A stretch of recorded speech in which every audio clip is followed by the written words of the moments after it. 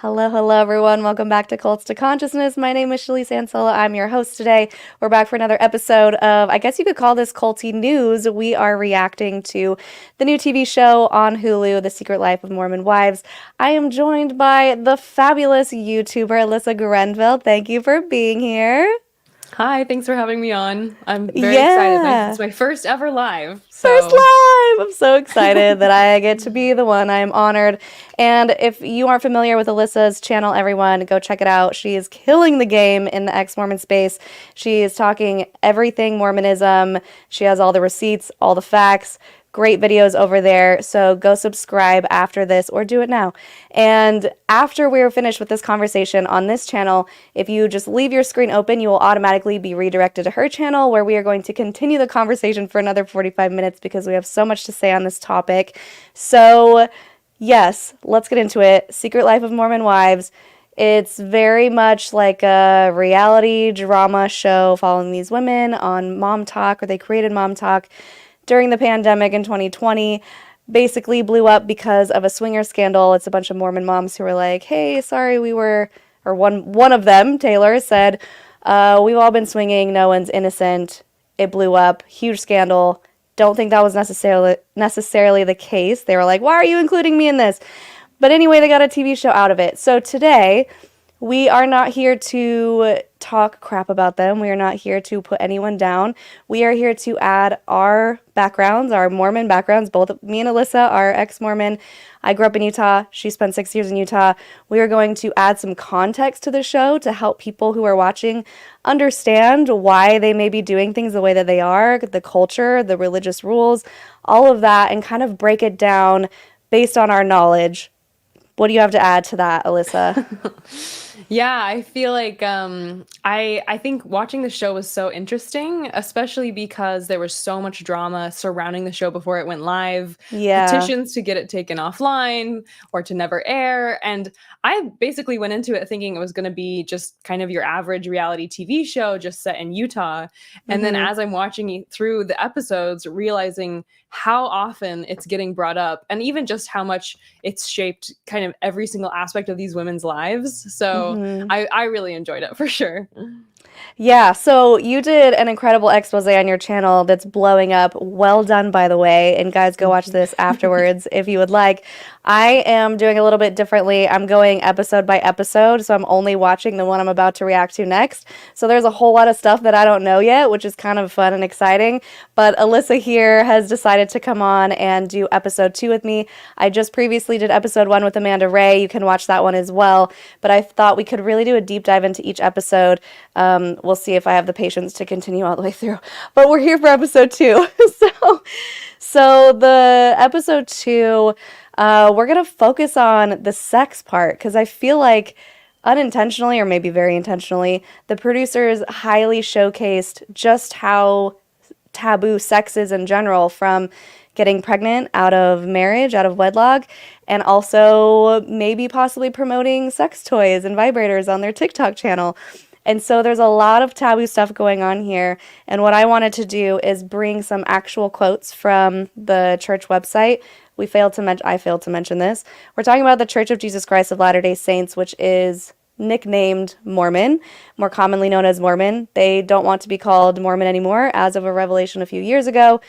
It's easier for us to just say Mormon, or LDS for short, which is, sorry, Latter day Saint. So, sorry, I have a cough. I'm like so close to being not sick anymore. So, I wanted to read some things from the official church website so people knew what the actual stance is from the church on these different topics. So, the first thing that we see is Taylor, the main character, essentially. Wouldn't you say she's the main character, Alyssa? Yeah, she's definitely the most well-known person on the show. I think by follower count, she has the most followers, and it's funny because everyone previewed the show kind of as the swinging, the Mormon swinging mommies are coming back for round 2, when really only 2 of the women of the 8 on the show were part of the original swinging group, and Right. Taylor Frankie Paul is the one that broke the news. So I feel like she kind of fades a little bit. She starts almost as the main character, and by the end she feels like just one of the 8 and has less screen time. But I definitely think she's the most well-known face of anyone in the bunch. Yes. So Taylor, part of the whole drama, if you're unaware, just a quick recap, she basically is like, yeah, we've all been swinging. We were soft swinging and it was okay. Like, my husband was into it. He brought someone into the marriage. I caught feelings. We hard swung. It's a way to put it. Basically, she broke the rules they were supposed to do, or they could do everything but sex. And then I guess she went all of the way. They got a divorce. She met with this other guy. His name is Dakota. They were going out, had a pregnancy scare in the first episode, or she said that she miscarried. Now, in the second episode, she's very much pregnant. And so we see through her life with her interactions with her parents and her friends how people feel about the fact that she's pregnant before she's married. And so I quickly wanted to read. This is from the church website, First Presidency, Heber J. Grant. The doctrine of this church is that sexual sin, the illicit sexual relations of men and women, stands in its enormity next to murder. The Lord has drawn no essential distinction between fornication, adultery, harlotry, or prostitution. You husbands and wives who have taken on solemn obligations of chastity in the holy temples of the Lord, and who violate those sacred vows by illicit sexual relations with others, you not only commit the vile and loathsome sin of adultery, but you break the oath you yourselves made with the Lord himself before you went to the altar for your sealing. So these were three separate quotes that I think were all from the same talk from Heber J. Grant. So the sin next to murder. I just want everyone to really let that sink in. So that is what Alyssa and I grew up with hearing as a teenager from the age of 12. Once you get into young women's, it's very much you have to be pure and chaste, and you have these bishops interviews where you go in and you confess your sexual sins, which 12-year-olds are like, what am I confessing to? But as you get older, it becomes a really serious thing where you feel like you are like a murderer if you kiss your boyfriend for a little bit too long. So, Alyssa, do you have anything to add about growing up with that type of environment?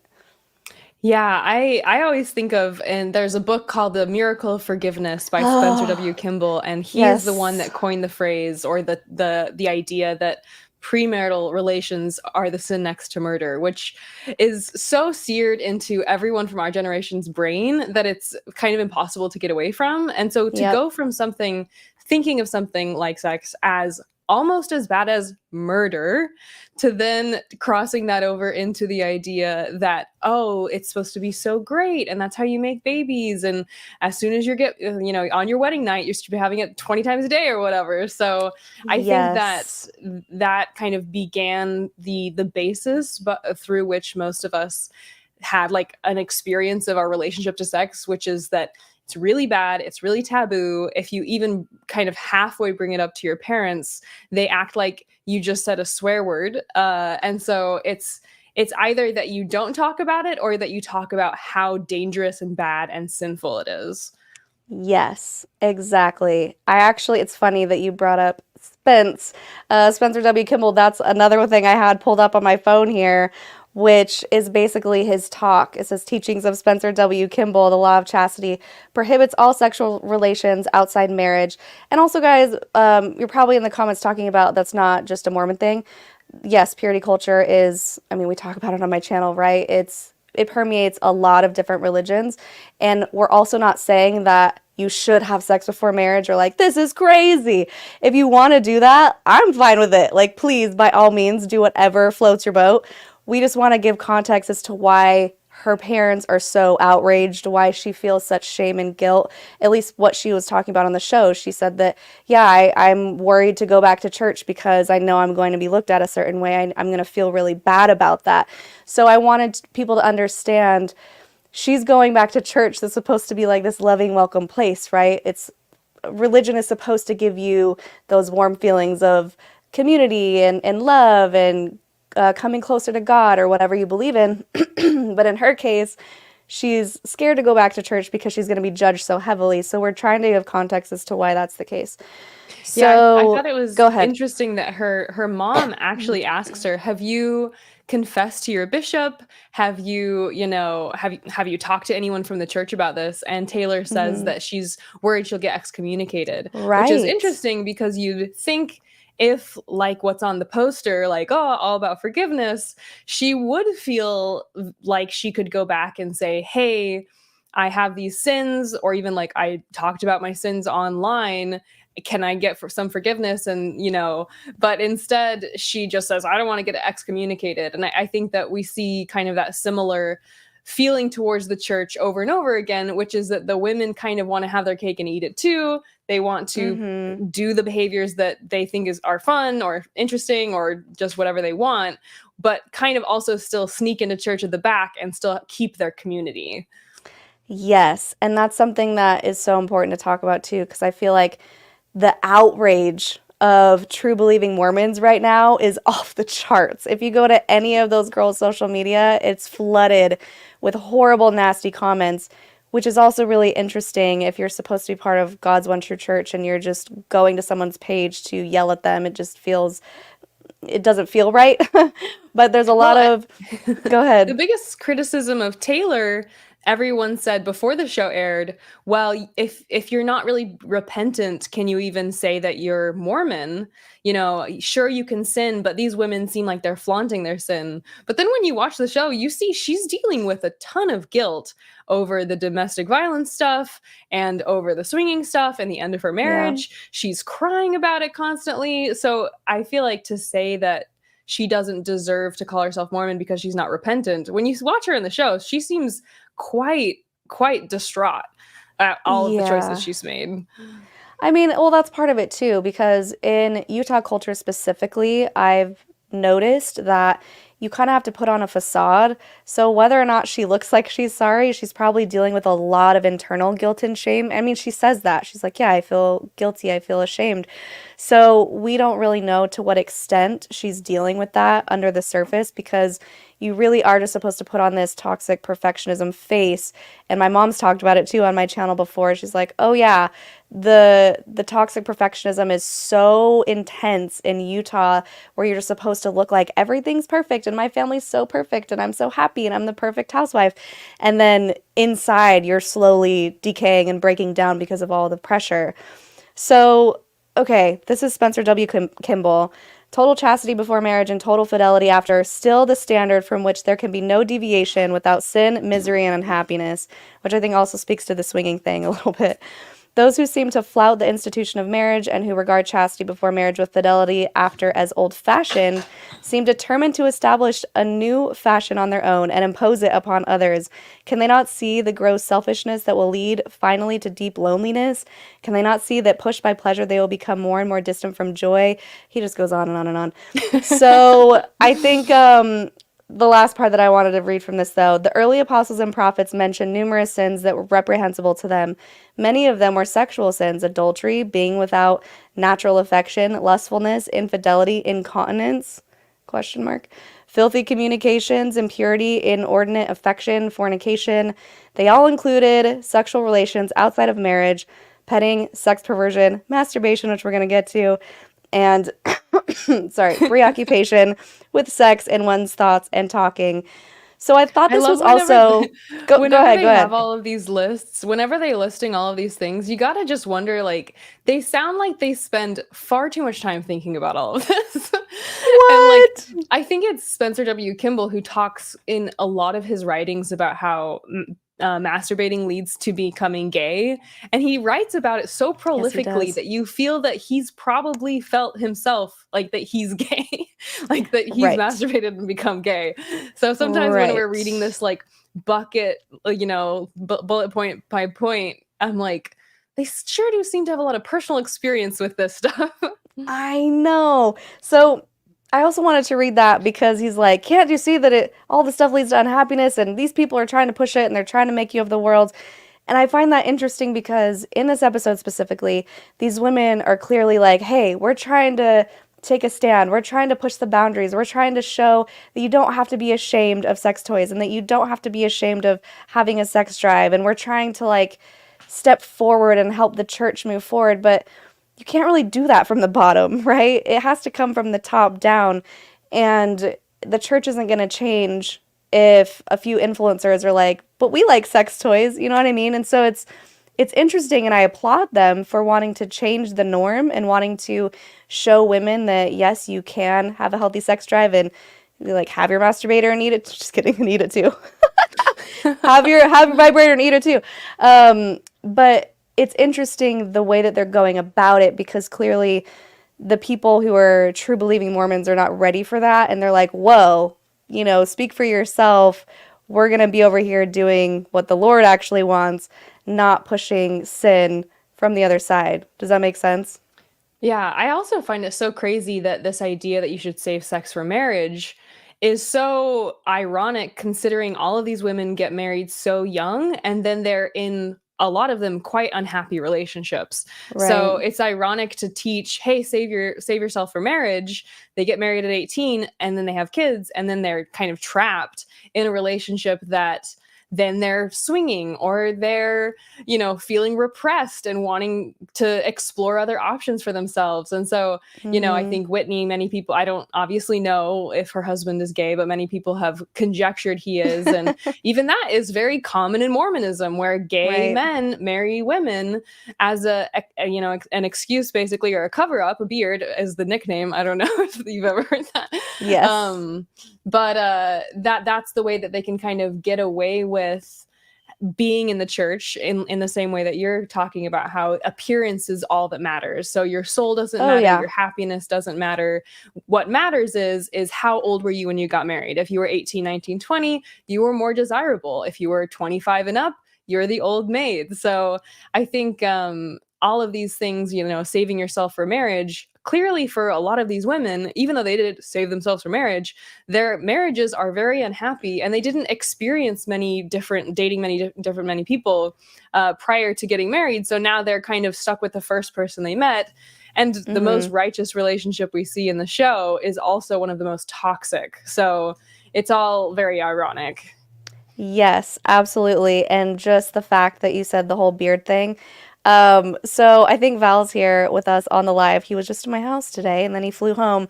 Val Snow from the order. Hey, love you so much. He was watching it at my house and he was like, oh, that guy's gay. Whitney's husband. Before he even knew, he was like, oh, wait, that they're married. And I just thought that Well, was yeah, I think interesting. it's actually in this. So in this episode we're talking about, Whitney. This is the episode right where Whitney says that she found her husband had a Tinder account, I that think she that breaks was that the end of news. episode one. Was it the end of episode Okay. one? It's They're all all blurring a together blur a now. little bit.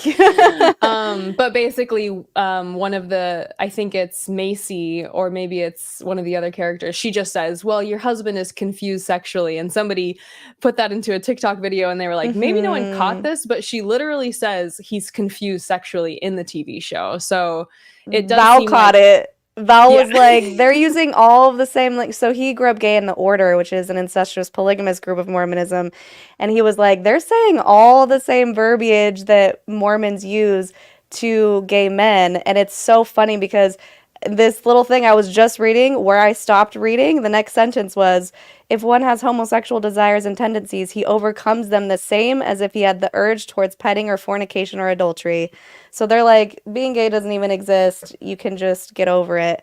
So, I mean, like you said, it happens a lot, especially in Mormonism, where men feel like, well, they're literally told if they marry a woman, they can overcome these quote desires and quote tendencies and just, that's how you get to the highest level of heaven is a celestial marriage between a man and a woman.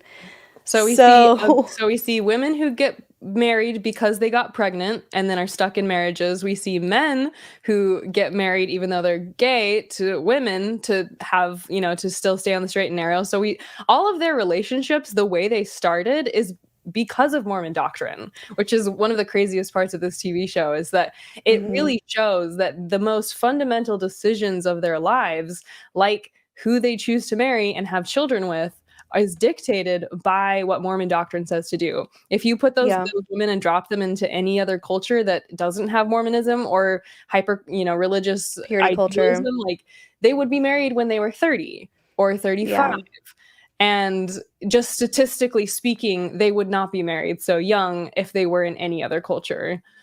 Yeah, and again, just to hammer it home, just in case anyone's misunderstanding us, we're not saying that getting married young is awful and you shouldn't do it and you're wrong if you do.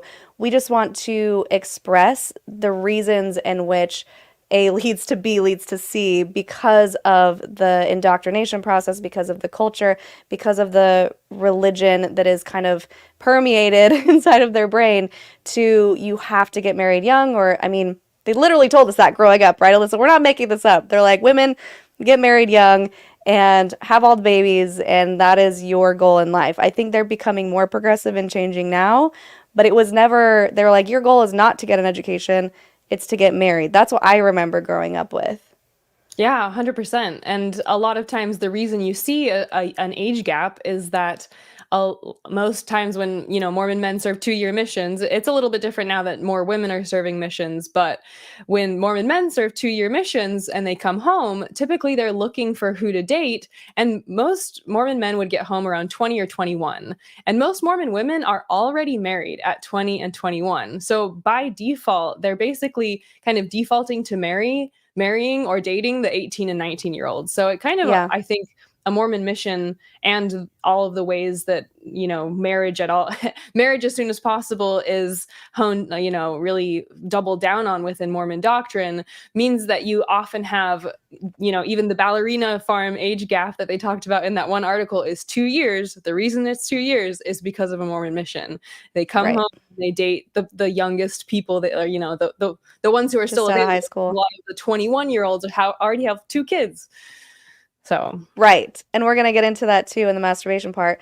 But before we move on to the whole sex toy party, I want to talk about the interaction between Taylor and her parents when her boyfriend Dakota surprise moves in. Because I feel like it was so telling, and also it just made me feel so uncomfortable the way the dad was reacting. And I feel like it's probably because I've seen that over and over again, these kind of overstepping parents or overbearing parents into their child's life who is a grown adult with her own kids already. And I feel like, let me see, I wrote down something that I wanted I will to say, read. I feel like the reason that Taylor's parents don't like Dakota is because he has a history with addiction. Yeah. They think he's kind of relapsing. I feel like her relationship with her parents is very tumultuous, I guess is a good word. Yeah. Where they seem like they want to support her, but also like they know she's gotten herself into a lot of trouble. Also, Dakota is the one that she had the domestic violence situation with that now Mhm. she's on probation for 3 years. So I feel like that whole scene, like, I never quite know how to take Taylor because I feel like I want to root for her, but then I feel like also she's kind of the master of her own demise in many ways. And also, her crazy messiness got her a TV show, has gotten her a living. So I feel like I have messed up or like confused feelings about Taylor. I'm not Yeah. confused for Taylor, Why not, Alyssa? So but I funny. feel like I do feel like though them living together seems to be a big deal on top of her parents' judgment about Yeah. his past. So I agree with you that there's a healthy dose of skepticism from the parents for the reasons you just mentioned. I also feel like their priorities are so misplaced because they're still sticking to very unrealistic Mormon rules for the sake of sticking to the unrealistic Mormon rules. So, for example, you cannot live together before you're married. Doesn't even matter if you're engaged. You go get married in the temple, you do the thing, and then you move in together. And she's like, what, 9 months pregnant? She's like, no, he's moving in to help me with the baby. And they're like, we don't support it. And I'm just like, okay, okay. Like, I understand if they don't like the guy, but ultimately, that is what's best for the baby, right? And that's what's best for her daughter is to have support and have someone there. Yeah, and I will say too, I think Taylor not wanting to get married to Dakota just because they have a baby now that she's expecting their baby, I think is a sign of how much she's grown and really learned from her mistakes of the past and learned, just because you get pregnant doesn't mean you should get married because once you're married, it's even harder to disentangle yourself from a toxic situation. And so I Right. think that I like that how much they highlight in the show how much she's really struggling with this decision to marry him. And you can tell that she doesn't want to because she has to just because of the church and that she's Right. no longer just kind of pushing herself to a decision because of the doctrine of the church. Yes, such a great point, and I feel like that does happen frequently when if someone gets divorced or married young, divorced young, has kids, they're about to get married again, there isn't that whole like, well, now I just want to know what sex feels like, so I'm going to get married real quick. Although there are really cringy articles about how to stop having sex once you've already started having sex because they expect you to still be celibate after you've been in a married relationship and then you go date again. But, anyways, I agree with you that I think it's nice that she is taking her time and she very flat out says it's a serious thing and I don't want to rush into it again. I want to know what I'm doing. And her parents are just not having it. And the Mormon lecturing feels very familiar and very shamey. And I think that's also probably where she gets a lot of her guilt and shame from because it's coming directly from her parents not being as supportive as they could because they themselves are working on the programming of, well, you're doing it wrong, so it's my job to tell you and shame you and guilt you into doing the right thing. And I wanted to point out the only moment, obviously, this is edited for reality. I've been on reality shows. I know they don't always line up the way things happen. Maybe this was something the editor did on purpose, but it felt like the only moment I saw a proud glimmer in the mom's eyes is when Taylor said, I wanted to get married to someone who is strong in the church. And she goes, oh, you did? And I was like, that's the moment, like the only moment she seemed proud of her daughter was like, okay, now she's making a good decision. She wants to marry someone who is strong, a strong member of the church. And I thought that was really interesting. Yeah, I agree. I feel like the mom and I think both her parents seem like they want to, and I feel like I experienced this a lot and still do as someone in the Mormon church, which is that the Mormon church is kind of just continuously inserting itself in between you and your own choices, you and Yeah, your spouse, you and your parents. And even if maybe your parents would want to be happy for you for a specific choice or, something you do with your accomplishments or something, it's like if the church has spoken on that topic and they know they're supposed to feel a certain way, they filter their approval or their love through the doctrine of the church. And so exactly. it's so frustrating because you want someone to celebrate you for X, Y, or Z.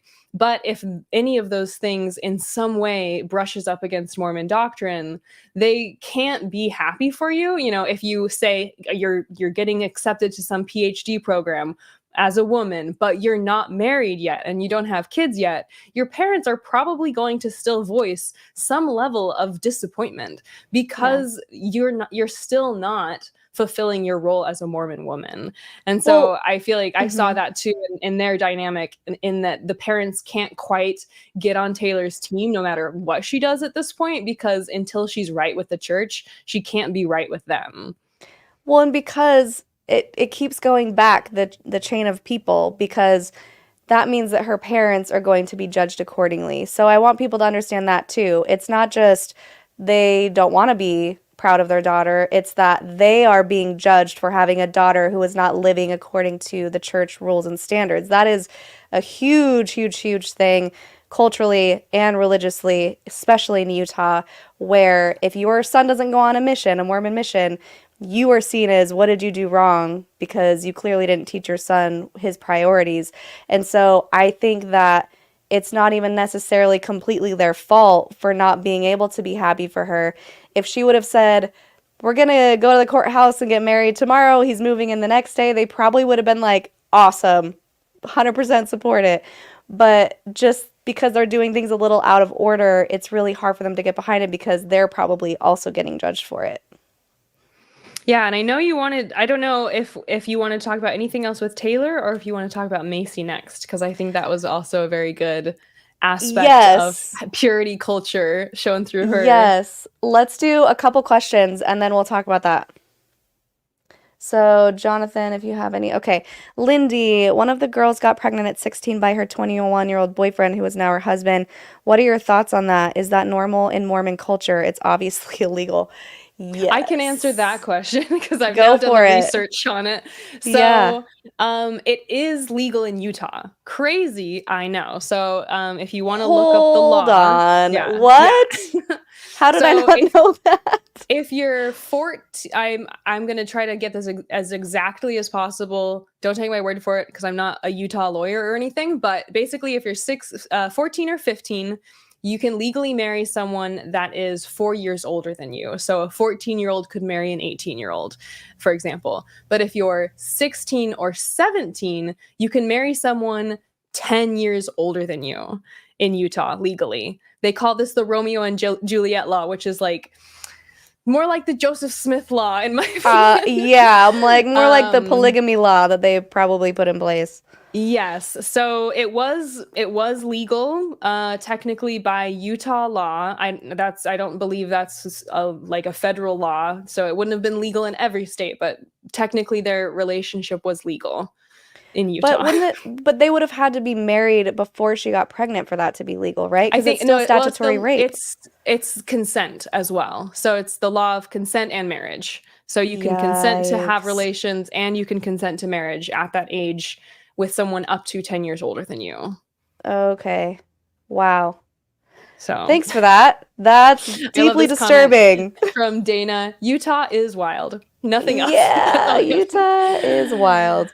But I will Okay. say, across the country, there's some pretty crazy consent laws. And when you look into consent laws on at any state, you realize there's creepy dudes legislating this shit everywhere. This is true.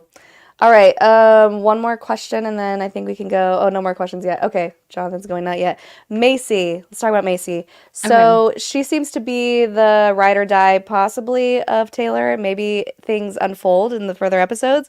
But as of right now, I think it's really interesting because in the second episode, she is the one that's like, Taylor, I feel really bad for you, and I'm telling the girls stop talking shit about you, and it's all these like backhanded compliments where I'm like, I don't know if that is a good thing. It doesn't really sound like a real friend, but in the first part of the episode, she is seen saying, how men think with their penis, Taylor just thinks with her vagina and she just needs to stop. And I'm like, whoa, that's really interesting and telling because growing up, I remember being told that men can't control themselves. We have to dress modestly so that they don't harm us. Like it's our job to keep their thoughts pure, and it just seems to perpetuate this idea that men are just horny animals and have no self-control whatsoever, and women don't really have a sex drive, so it's weird that her friend has a sex drive and she needs to stop thinking like a man. Yeah, I thought that was so, I don't know. I think it's really sad to see women's sex drive so demonized in the church, and Mm-hmm. it's almost like it's not even talked about, first of all. I mean, I think that the way women are policed the most is not even necessarily like through talking about sex openly, but through modesty, talking about, like you were saying, covering your body. If you're immodest, you cause other men to sin because Yep. modesty, I guess, and women's cleavage is the one thing that makes men lose their agency, apparently. Uh-huh. Doesn't make sense to me.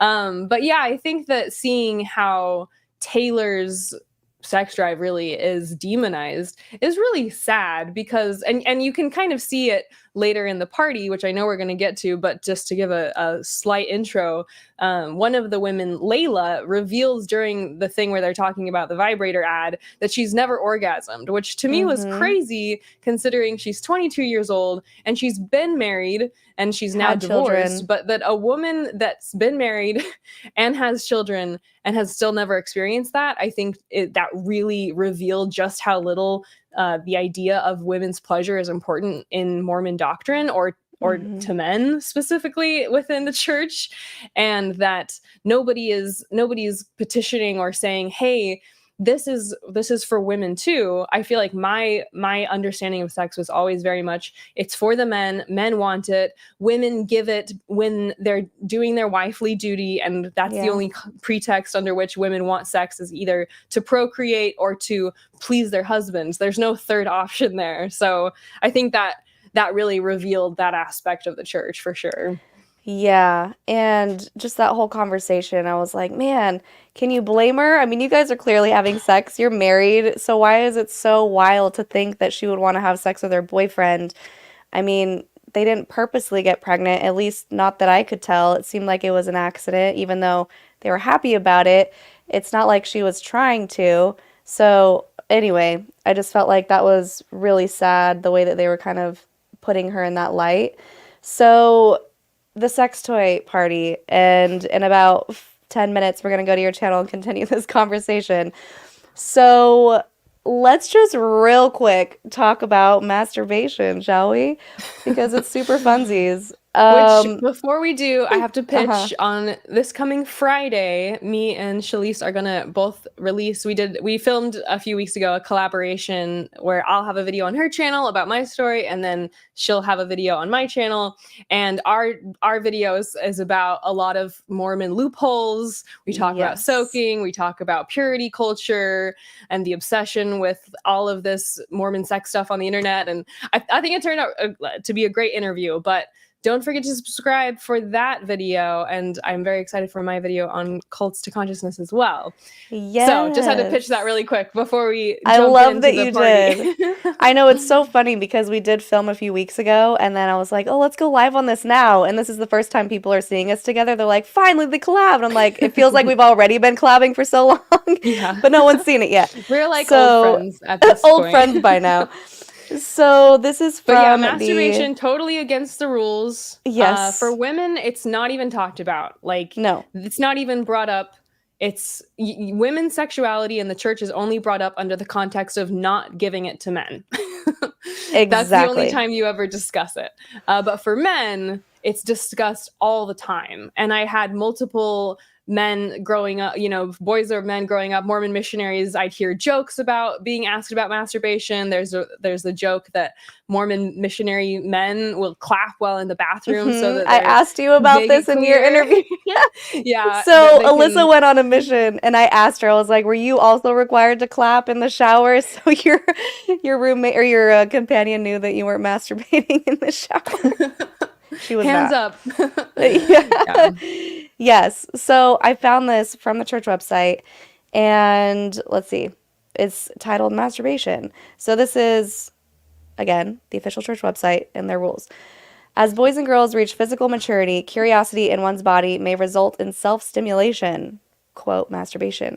The world rationalizes that masturbation is natural and healthy. However, goodness gracious.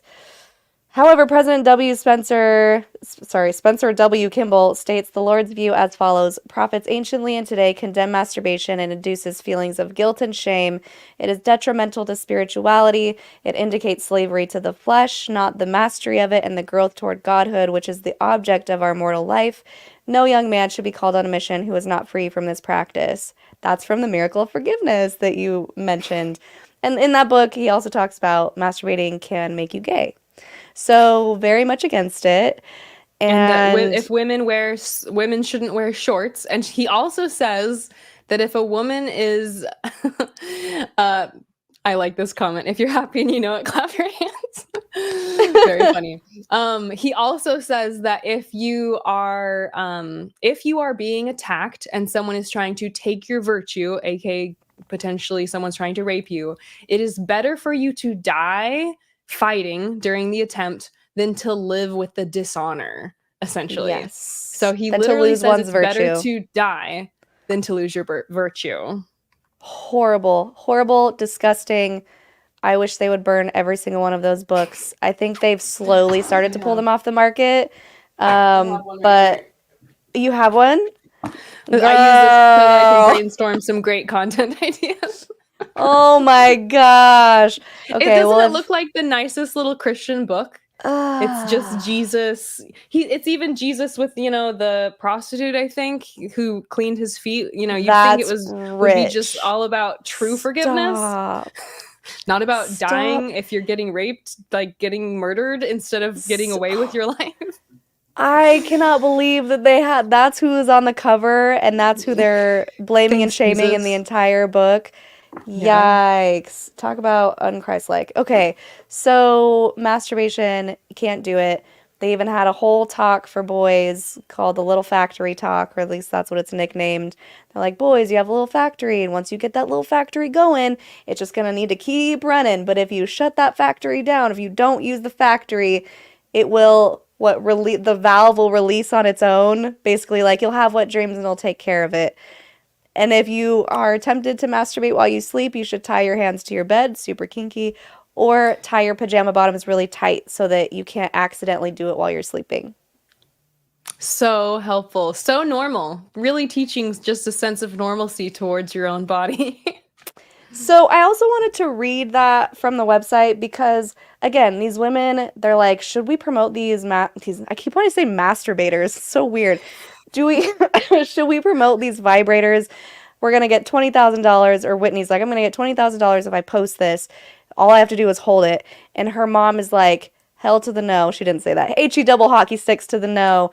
Do not promote that. It's private. You shouldn't be doing that. And she's like, hey, but aren't we trying to normalize this? It's okay to use sex toys.